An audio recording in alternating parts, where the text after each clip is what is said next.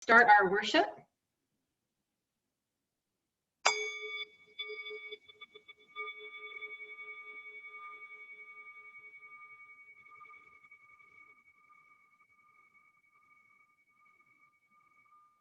Let us worship.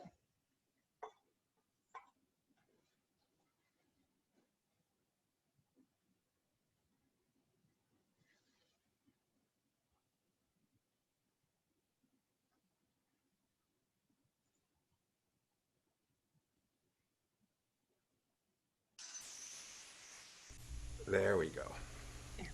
Okay. For those of you not following along with the order of service, this prelude is called Right Here, Right Now, and in honor of Blessing of the Backpacks Day, it's from High School Musical.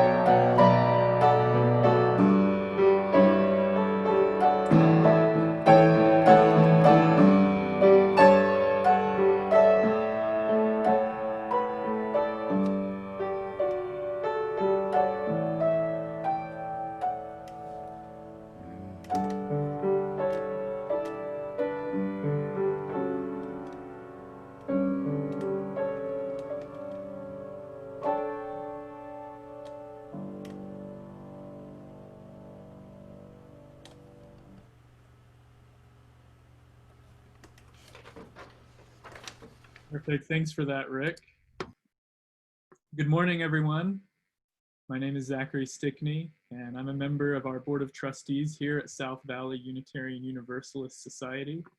My pronouns are he and him. Come, come, whoever you are welcome here. No matter your age, your size, the color of your eyes, your hair, your skin, you are welcome here. No matter your gender, whom you love, how you speak, or whatever your abilities, you are welcome here. You are welcome here whether you come with laughter in your heart or tears in your eyes. You are welcome here. No matter what you have experienced in the past, no matter what awaits you in the future, you are welcome here. Whether you believe in God all of the time, some of the time, or none of the time, you are welcome here. This is a community of open minds, loving hearts, and willing hands. You are welcome here at South Valley Unitarian Universalist Society.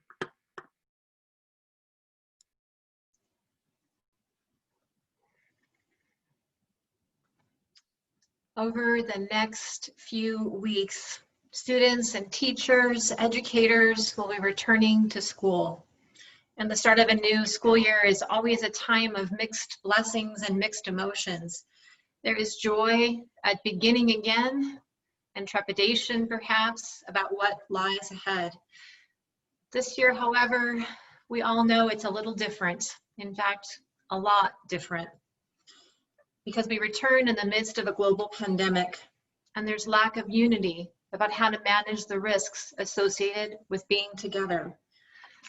Our annual blessing of the backpacks this morning is a time that we are setting aside again, but with a special intention in our heart. For we wish to be mindful as a community of all that is present in and among us as we face this fall season. However it is you find yourself attached to this season, be it as a student, a parent, grandparent, an educator, a neighbor, or a friend, know that we hear you. And as Rebecca has said, we've got your back. Our call to worship this morning is taken from the book of Psalms. It's a reinterpretation of Psalm 24, written by Stephen Mitchell. And what I enjoy about this is as you move through, the gender is changeable and fluid. The earth belongs to the Lord, and everything on it is his. For they founded it in empty space and breathed their own life breath into it, filling it with manifold creatures, each one precious in her sight. Who is fit to hold power and worthy to act in the place of the sacred? Those with a passion for the truth, who are horrified by injustice, who act with mercy to the poor and take up the cause of the helpless, who have let go of selfish concerns and see the whole earth as sacred, refusing to exploit her creatures or to foul the waters and lands. Their strength, our strength, is in our compassion. The sacred light shines through our hearts. Our children's children will bless them, and the work of our hands will endure. So may it be so. Let us sing together our opening hymn, number 346, and Rick will be leading us on piano. Oh, and Rick, sorry, we're having a bit of a technical issue. It's only giving me the ability to ask to unmute you. You'll have to unmute yourself, unfortunately. Sorry about that. Okay.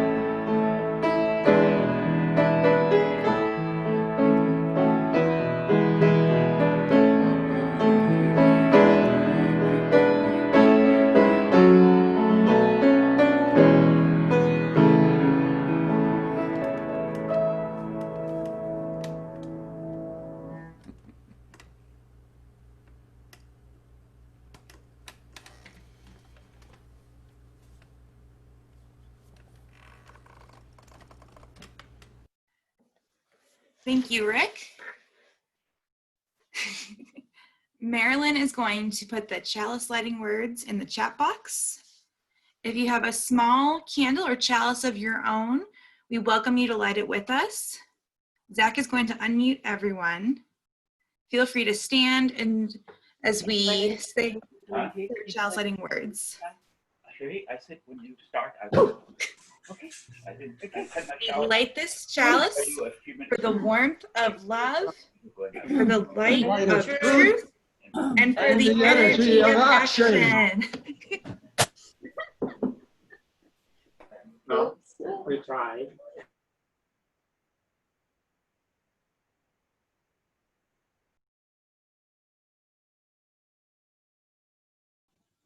This morning, we would like to extend especially a warm welcome to anyone who was with us for the first time or still feels like they're with us for one of the first times. We're so glad that you're here and we're looking forward to getting to know you. Our greeter today, Marilyn, is going to drop our connection card into the chat box now. And if you'd like to fill that out so that we may be in contact with you, we encourage you to use that. South Valley is a caring and supportive community. During this time of physical distancing, we are working to be creative in how we take care of one another.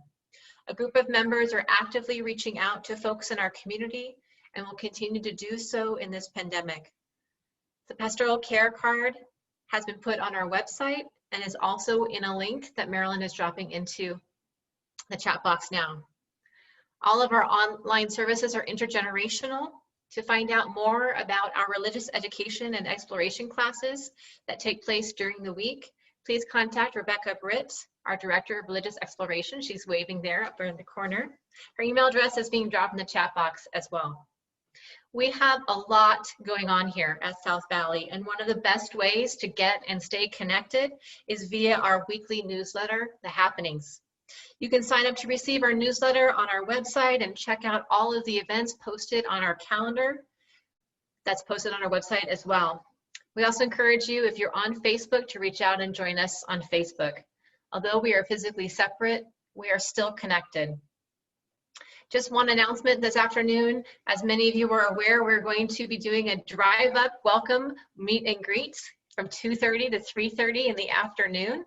We encourage you to join us during that. You'll enter in through the traditional way, and then we've taken down the chain on the other side so that we can have a nice flow through the parking lot. Rebecca and I will be there to welcome and to greet you while you are there. She'll have stickers for those that want a sticker as a remembrance of our blessing of the backpacks today. And if you have water that you'd like to contribute to the water communion, please bring that by as well. Only a small amount of water though, please. No 8 ounces for everyone. Just a couple ounces is sufficient. I look forward to seeing everyone in person, many of you for the first time from a distance this afternoon. We're now going to share the warmth of community. Please take this time to say hello to each other in the chat box. And please say where you are joining us from. You're also going to all be unmuted for a moment of glorious chaos.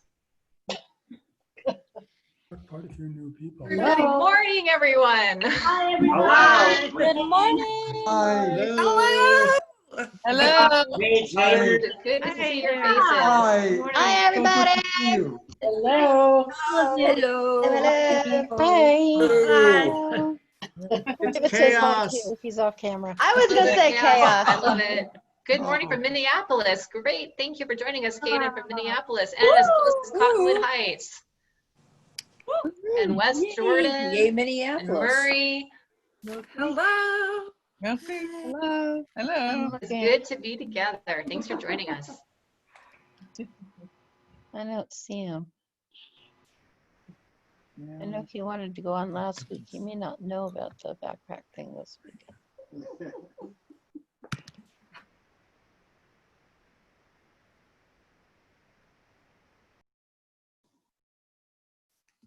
Hi, everyone. I'm so excited for this year's blessing of the backpacks. You know, this year's really complicated, but something that's not complicated is South Valley's love. And I know we have a lot of it to share. So last year we centered the phrase, "We've got your back." Last year, it really felt like it meant We care about you. We're here to support you. And that's still true this year, but it also means we see what's going on and we want to support you. So this year, as we're coming back, we know that there's joy and there's fear and there's every single feeling in between, and South Valley has your back. As a community, we're going to bless our students, educators, school staff, lifelong learners with words of encouragement and a promise to support them. To those of you returning to school, I invite you to hold an item that you'll be using in school this year. We know it's not necessarily a backpack. It might be a Chromebook. It might be a notebook. It might be your favorite pen, the one with pink ink and sparkles. It could be anything. So as we do the blessing, I invite you to hold an object, and I'll be holding our stickers that look like this, that we'll be having available at the drive-by, and it's also going to be mailed to everyone who's registered for RE. So teachers, school staff, college students, anyone who's not registered for RE, email me your address, you'll get a sticker too. So I'll be holding these during the blessing. I want to start this blessing by saying this: it's okay. It's okay to be excited to go back to school. It's an exciting thing. It's okay to be nervous or even scared. It's okay to be going to school in a building, sending your kids to school in the building if that's what's right for your family. And it's okay to be doing school at home if that's what's right, or anything in between. It's okay to feel nervous and feel like this is something new. It's okay if going back to school never felt like this before and you need a lot of support. Guess what? We're here to support you. We've got your back. So as I read, I'm going to say the blessings, and at the end, we're all going to say we've got your back together, and we'll be unmuted. So we've got your back. When it feels like the first day, with all the excitement to see new friends, the nervousness of the newness, and not being quite sure where to go, whether it's a classroom or a Google link, we've got your back. When the hallways are unfamiliar, even if it's your own kitchen table, and you don't know where to turn, remember this community is full of people who love and support you. We see how brave you are, and we are so proud of you. We've got your back. We're thinking of you and wishing you support as you seek out the safest, most workable options. We're here for you when you advocate for yourself, your family, your colleagues. We're here to lend an ear and support you however we can. We've got your back. When you learn new things that stretch your mind and make you want to share what you've learned, we want to hear about it. We've got your back. When you learn things that make you upset and angry and need help figuring out what to do, we're here to help you work through it. We've got your back. When you're counting down the hours until school starts again and want to share your joy, we want to hear it. We've got your back. We advocate for the well-being and education of our students and staff, whether it's by sharing info, showing up, or one-on-one support to families and educators in our lives. Because your safety and education matters to us. We've got your back. When you feel unsure about going to school on Monday, we're here on Sunday to feed your spirit and help you get what you need. We've got your back. We're here to remind you that what's in your mind and your heart is not represented by any grade. We've got your back. Whether it's your first day of preschool, your second week of sixth grade, your last year of college, or a new year of teaching, we believe in you. We've got your back.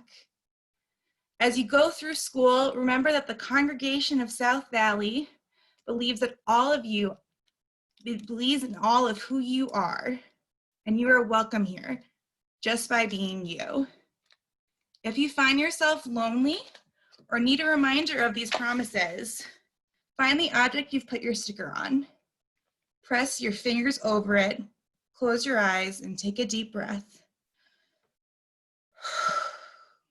Remember the community that loves you and has your back.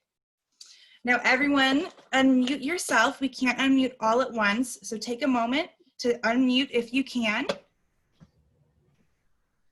Let me take a gallery view to see if we've been able to do this. Oh, I hear someone muting. So you got to manually unmute. So now we're going to take a chance to say it together. So I'll say it first, and then we'll all say it together. Students, teachers, school staff, grandparents, every single person here at South Valley, we've got your back. We've We've got got You've got your back. We've got your back. Thank you, everyone. Happy school year. Thank you, teachers. Thank you. Teachers. Happy school year. It won't let me mute. What people?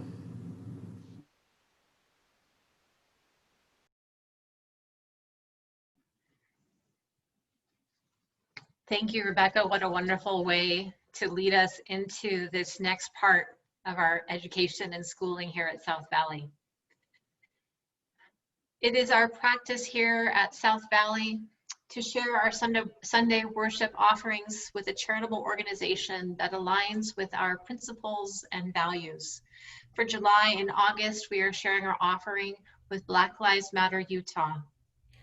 Black Lives Matter Utah is a local organization that has been working diligently to stop police brutality. They are fighting for police accountability and transparency and are pushing for community-controlled civilian police review boards and other reforms. The Salt Lake area branch has asked that our contribution go to the Northern Utah branch in Ogden. South Valley now has an app for giving. We have an account with Givelify. This allows South Valley to continue to be receiving funds in this time when we are physically distant.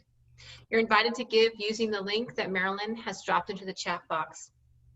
Using this app will allow South Valley tremendously during this time. Zach is now going to put our offering words into the chat box and let us read those words together. So you'll have to manually unmute yourself again for this. It's a very participatory worship this morning with a lot of muting and unmuting. I'll wait till I see most of us are unmuted. Okay, so all together, our offertory words. We are His church. We are His Hands, heart, its voice. Together we share the wealth of this community and sustain it with our gifts.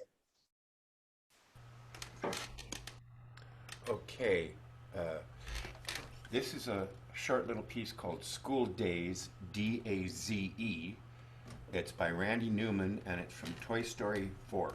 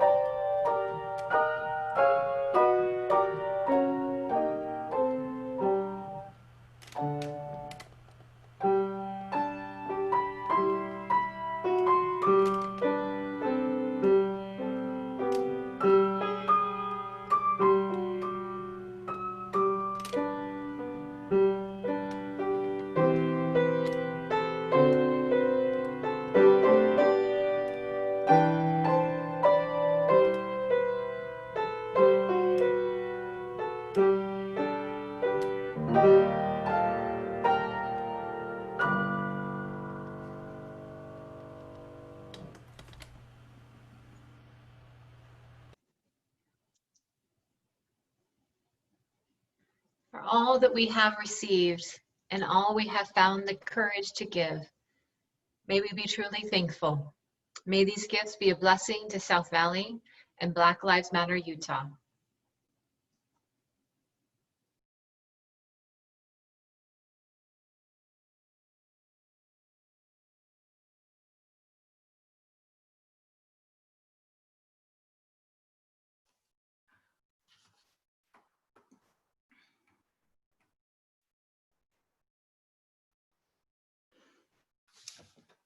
I'm so sorry. I don't have, I can't find it. Laura, can I invite you to continue on? Let's settle into a time of meditation, reflection, and prayer. And I just invite you, as we invoke the blessing of the backpacks, to just really root yourself into the good earth by putting your feet on the ground and rolling your shoulders back and just breathing in together in this shared space, filling it with our hearts, filling it with our good intentions, filling it with our concern in a web that will weave us together. I invite you to sit in silence. Because we're on Zoom, we'll keep that silence to just 1 minute. But let us be together in this moment.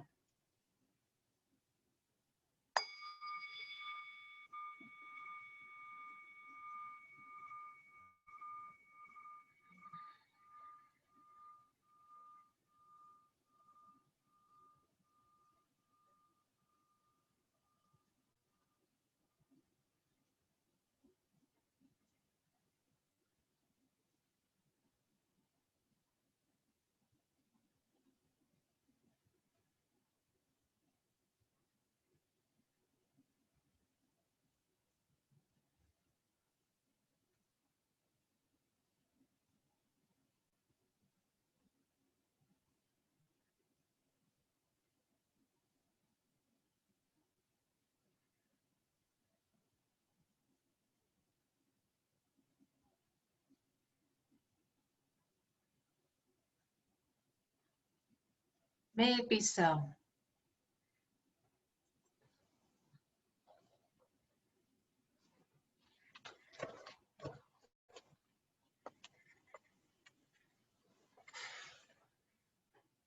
So about a decade ago, in 2012 to be exact, back when Jon Stewart was still hosting The Daily Show, I watched his coverage of the Democratic National Convention. In one segment, his correspondents asked the delegates to describe what it means to be a member of the Democratic Party. The interviews all went something like this. We are the Big Tent Party. We are the party of inclusion. Everyone is welcome. We have just about everybody here. Latinos, Hispanics, Blacks, the LGBTQ community, women. Is there anyone that isn't welcome? Asked the correspondents. And without blinking an eye, the interviewees would go on to explain just who wasn't welcome. Well, except if you own a corporation, you're a gun owner, all the white men, they're a bunch of gun-toting hillbilly tea partiers as far as I'm concerned. Or they're a bunch of anti-science evangelicals who I doubt have ever read the Bible. But we don't stereotype people here, they insisted. The Tea Party folks stereotype people and generalize because they are so narrow-minded.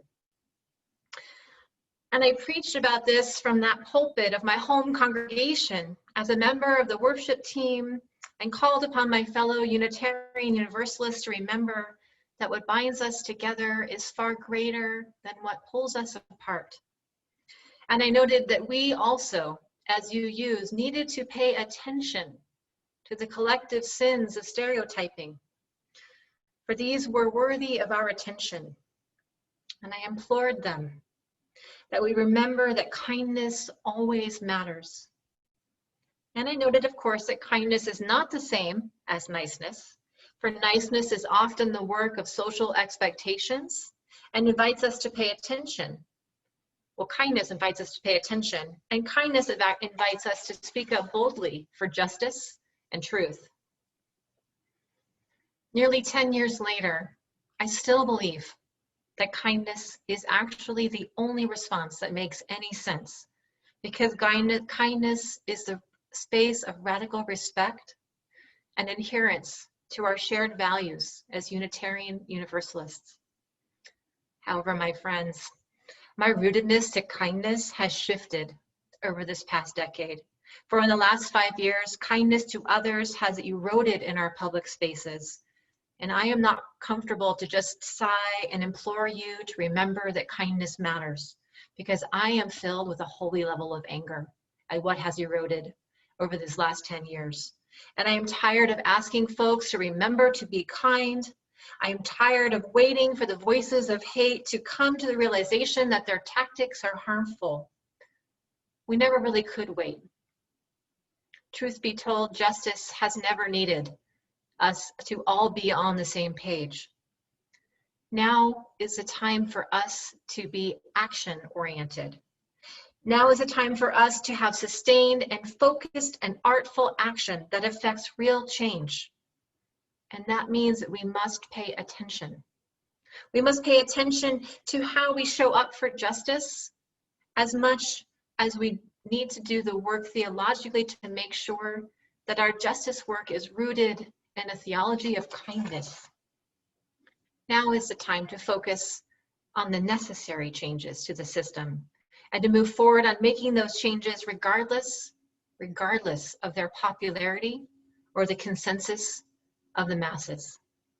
It is up to us. Justice work has been going on for centuries, and it is past time for them to come to fruition. And it is past time to be patient and solicitous to those who are just now coming to the table or who are still outside and looking in the other direction. I used to imagine that a more active presence of keeping that dialogue always open was the best use of my time. And now I'm not so sure. I think I've actually changed my mind. I've realized that engaging in dialogue with those who will never come to the table is to allow my attention and my focus to be drained away. In other words, playing nice is no longer a contract I'm willing to enter into. And it turns out we don't actually need 100% of folks on board in order to move forward. We actually only need 3.5%. Let me tell you a little bit more about that. American political scientist Erica Chenoweth, who is a professor of public policy at the Harvard Kennedy School and the Radcliffe Institute for Advanced Study. Her research over the last couple of decades has examined the power of nonviolent civil resistance movements. And in 2013, she was invited to present her work at a TEDx event in Boulder, Colorado. Now, previous to her research in this area, she'd been an adherent that while nonviolent resistance was nice, that actually violent resistance had its place as well. She imagined and she believed and she adhered to the idea that at times violence was both justified and effective in creating political change. However, she was challenged by a colleague to examine those assumptions, and it changed the course of her career forever. I'll let her tell you a little bit more about what she learned and what she came to understand.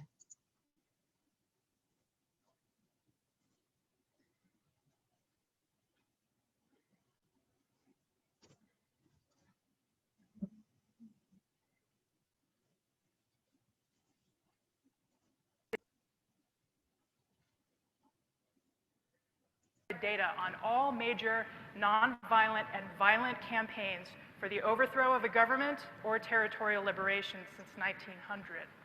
The data cover the entire world and consist of every known case where there were at least 1,000 observed participants. This is hundreds of cases. Then I analyzed the data, and the results blew me away. From 1900 to 2006, nonviolent campaigns worldwide were twice as likely to succeed outright as violent insurgencies. And there's more. This trend has been increasing over time, so that in the last 50 years, nonviolent campaigns are becoming increasingly successful and common, whereas violent insurgencies are becoming increasingly rare and unsuccessful. This is true even in those extremely brutal authoritarian conditions where I expected nonviolent resistance to fail. So why is civil resistance so much more effective than armed struggle? The answer seems to lie in people power itself. Researchers used to say that no government could survive if just 5% of its population rose up against it. Our data show that the number may be lower than that. No single campaigns failed during that time period after they'd achieved the active and sustained participation of just 3.5% of the population. And lots of them succeeded with far fewer than that. Now, 3.5% is nothing to sneeze at. In the US today, that's like 11 million people. But get this, every single campaign that surpassed that 3.5% was a nonviolent one. In fact,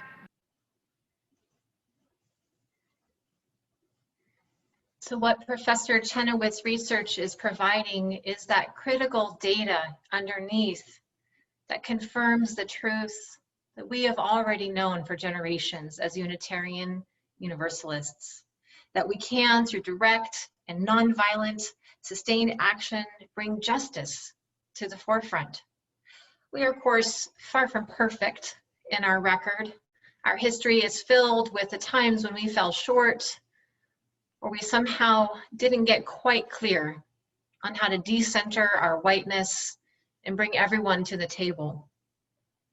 Our history as a religious movement is complex, but that is part of our power also as a faith tradition, that we learn hopefully from our mistakes, and we are committed to continuing to show up and to get a little bit better. So I think we can live with a little bit of complexity as we move forward to create more pockets for justice. However,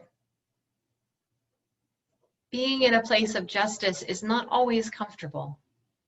And so we have to get comfortable with being uncomfortable.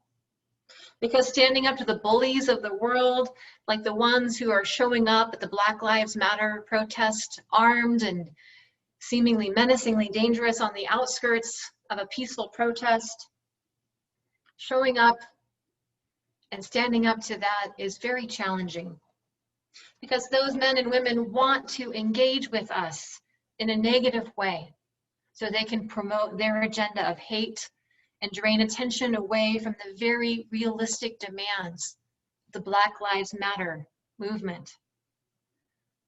But as Erica Chenoweth's research shows, nonviolence is the most effective way forward.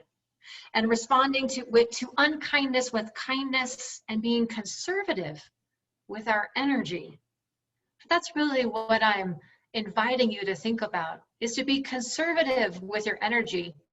A liberal religious community can be conservative in some ways. We can be conservative with our energy and reserve our focus for that which really matters. This truth of being able to stand up boldly for justice has very deep roots in both our Unitarian and our Universalist histories. In 1814, Unitarian minister Theodore Parker held up the life of Jesus as one who had lived with compassion and kindness, and it had implored the people of his time to live with compassion. And Parker held up this example of Jesus of Nazareth as a model to his congregants because he believed that kindness really mattered. He thought that his congregation should model themselves because having kindness to everyone on the margins and a ragged commitment to service was at the heart of that tradition and the core of the ministry that Jesus had during his time on earth. And Parker argued that the same should be true for his congregation. And I would suggest perhaps the same is true for us. And even though our religious language has shifted tremendously in the last 200 years towards inclusivity of multiple faith traditions, Parker's theme that we are called to kindness, I think still rings true. Jesus of Nazareth lived and worked in an oppressive time underneath an empire that the world had never seen before, an empire so brutal that to resist was to risk certain death. And he acted accordingly. He did not waste his time or energy on those that were resistant to justice, and he was not afraid to be unpopular. I would say that Jesus of Nazareth was largely unconcerned with being nice. The gospel is filled with stories of Jesus turning over tables and rebuking people, even arriving at the gates of Jerusalem on the back of a donkey through a certain gate. And these actions, be they historically accurate or not, are intended to call us to the realization that the process of working for justice means we need to let go of our fear of engagement with others and to let go of our fear of being liked or disliked. Jesus called his followers to be conservative with their energy and to focus their efforts. And I imagine that if he were here today, he would encourage us to walk right by those protesters on the outside and to focus on the good justice work from the inside. This message of Jesus's radical commitment to justice has been often suppressed in the larger Christian tradition over the last few millennia. But I believe that we can, as Unitarian Universalists, choose to remember that his life and his work is separate from the empire and from Christianity as a tradition, and to focus on that model and draw inspiration from his example. And so maybe it doesn't surprise you, but I too am unconcerned with niceness. I'm not a nice minister. I'm a kind minister, but I'm not that nice. And if that means that you're not going to like me, or people aren't going to like our congregation, or they're going to write articles about me or us that are negative or distracting, I would say a word here that I'm not supposed to say on camera, but I think you know. We're not going to be concerned with niceness here. I'm okay with that. I'm okay with the idea that we are not a nice people.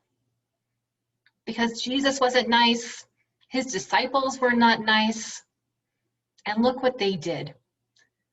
Look at the conversations that they started in their time and place that we continue to talk about nearly 2,000 years later. Wouldn't that be a treat if 2,000 years from now, people are talking about what we did here in 2020 at South Valley? Now, I don't know how close Jesus and his followers were to gaining that 3.5% of the local population, but I think that we can do pretty good here in Salt Lake City and getting close to that 3.5% by partnering and working together within our congregation and beyond our walls. We can bend that arc of justice, arc of history towards justice, as Parker once wrote. So my call this morning to you is not to reflect on the difference between niceness and kindness, but more to notice when and how and where your commitment to kindness might need a little shoring up. And where and how and when rooting yourself in a theology of kindness might give you the fuel to move forward in your justice work. My hope this morning is to encourage you to keep going, to lean into this uncomfortable edge of kindness, to lean in to the justice work, even when it is uncomfortable, inconvenient, or time-consuming. Because on the other side, there is an opportunity for transformation. And that's why we're here. That's why we gather as religious community, to be contained in a space, as I said last week, where transformation is not just possible, but probable. And that's within, among, and beyond in this congregation. Unitarian Universalist minister Marilyn Sewell has written, quote, that you need to do the love in order to do the justice. And that's where I will bring us into the conclusion space of this service, to remember that we need to do the love in order to do the justice. Marilyn Sewell was referring specifically to the love that we create when we gather together in religious community. If we seek to create a justice-rich world, we must seek to create a beloved community within our own walls. And that means taking good care of one another and this community. For I don't think my words from this pulpit mean very much if we're not also committed to loving and being kind to one another, even when it's difficult, inconvenient, time-consuming, or exhausting. I believe that love is a relational energy. And more than our building on Highland Avenue, this community is the relationships that have built up over the years and the decades, and those that have been part of this community and continue to be part of this community. It's the relationships that matter here. We are humankind. We are humankind. I invite you just to think about that for a moment. That even in our name, kindness is built right in. We are humankind. We can be powerful justice workers. And I know that we already are, and I know that we will continue to be that in the days and the weeks and the decades to come. Jesus was a justice worker, Theodore Parker was a justice worker, and each of you is a justice worker.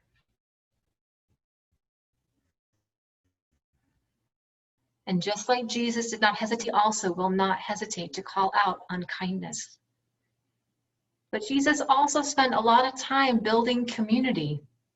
The gospel is equally full of him sitting down and breaking bread with his followers, with his disciples, with those on the margins. And we will do the same. Jesus knew that his followers needed the care and attention of one another. And we know that as well. We can only know love at the hands of one another. So we have to have this community. And South Valley is a community that is founded in love. I invite you to listen as I read to you the covenant of South Valley. This is what you all have written, and this is what you all will remember every day of your togetherness. For love is the spirit of this congregation, your founders wrote, and our service to the world is love in action. We covenant to build a religious community that is guided by love, sustained by respectful relationships, and committed to action to make a better world. We celebrate, I love that part, we celebrate this common purpose whenever we gather, and we do our best to abide by this covenant. So let us be joyful and let us live into this covenant with one another so that we may truly be a beacon to the world and a place of hope for those that are in our community already. May you be well today. And may the whole world know us by our true names, the Humankind Church. May it be so. And amen.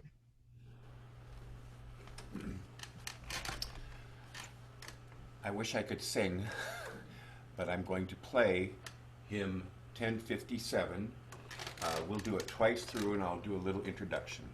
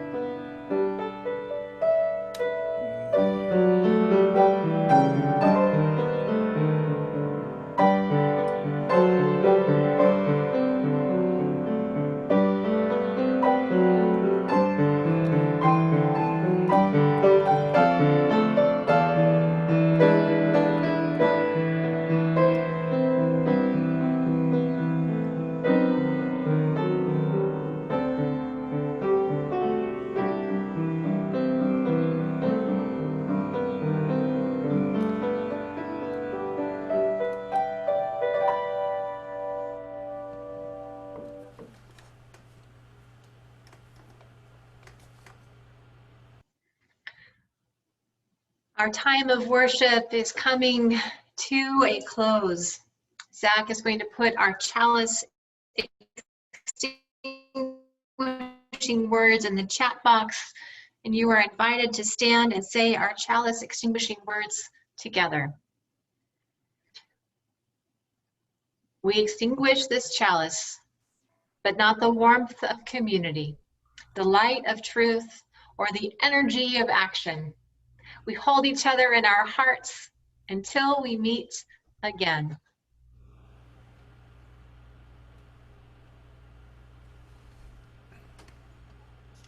Our postlude is from Jim McGaugh. It's called Go in Peace, Seeking Justice. When I say go in peace, I don't mean go in mindless oblivion. When I say go in peace, I don't mean go without challenging ourselves or others. When I say go in peace, I don't mean go in utter ease and comfort. When I say go in peace, I mean go in peace, seeking justice. I mean go in peace, committed to equal rights and opportunities for all. When I say go in peace, I mean go in peace that is created when, together, we build communities of true solidarity, deep compassion, fierce and unrelenting love. Go in peace. And following the postlude that I'm very excited for, we are going to have a social hour after a 10-minute break. The postlude today, in honor of going back to school in whatever form that takes, is also from High School Musical, and quite aptly, it's called We're All in This Together.